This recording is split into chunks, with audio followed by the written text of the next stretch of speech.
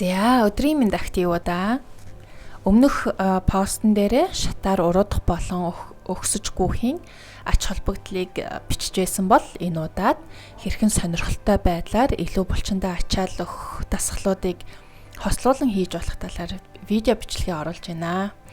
За цөмөрөө ямар нэгэн спортоор хичээлэх өмнө скол гүүхийнхаа өмнө халаалт заавал хийдэг шүү дээ.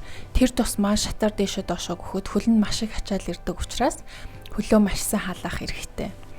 За хөлөө яаж халаах, бие яаж халаах вэ гэхээр шатныхаа хамгийн доотлын тавцан дээр яг ингэж хуруугаараа олон хөлний өмнөх өргөн хэсгээр ингэж тавиад дээшээ доошоо булчингаа сунгаж за 12 удаа хийн. 12 удаа хийснийхаа дараагаар пауз 10-аас 15 секунд аваад дахин 12 удаа хийн. Энэхүү хөдөлгөөнөө 3 удаа буюу 12-оор 3 удаагийн давтамжтайгаар хийнэ. За энэ бол манай халаалт.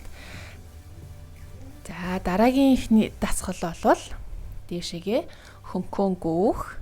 За 30 секунд ойролцоогоор гүүх ёстой. За шинэ гүүгч болон тэнцвэргүй гүүгчд байдаг штэ. Тийм хүмүүс бол доошо буухтай аль болох алхаж буувал унж бэртж гэмтгээс сэргийлнэ.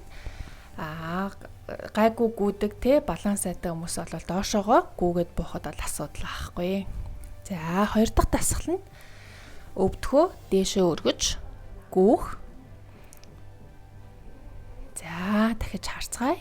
Өвдгөө дээшээ өргөж байгааз энгийн үе бодвол арай дээшээ өргөж гүнэ гэсэн үг. За ерөнхийдөө эхний болон хоёр дахь дасгалыг 30 секундээр 2-оос 3 удаагийн давтамжтайгаар хийцгээгээрэй.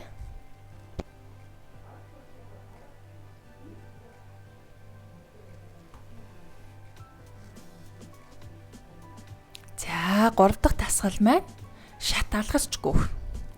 Энэ бид хоёрын гүйж байгаа шат бол нэлээд өндөр болохоор 2-оор гүйж байгаа. Та хэд маань жижигхэн шатайхан бол 3-4 ч алгасч гүйж болно шүү. Энийгээ бас л 30 секундээр 2-оос 3 татамжтайгаар гүүгээрэй. За алгасч гүн те. За дараагийнх маань туулаа шиг дэгдэж гүүхнэ тийм үү? За энийгээ бас л 30 секундээр 2-оос 3 удаа. Өөртөө ихэнхдээ тааламжтай байдлаар хийх нь зүйтэй. Хит их ачаалахгүйгээр.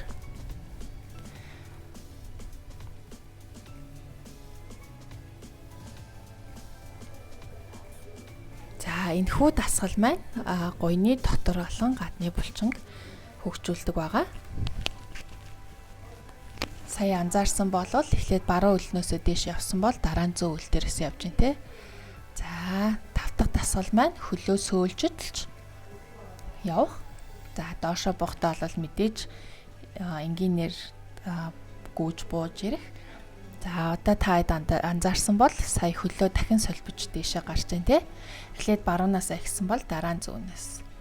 За дараагийн дасгал маань бидний мэдэх сунгалтын дасгалыг бас шатан дээрээ хийж болох нь байна. Энэ дээр гол анхаарах юм юу вэ гэхээр ерөнхийдөө тэр сууж байгаа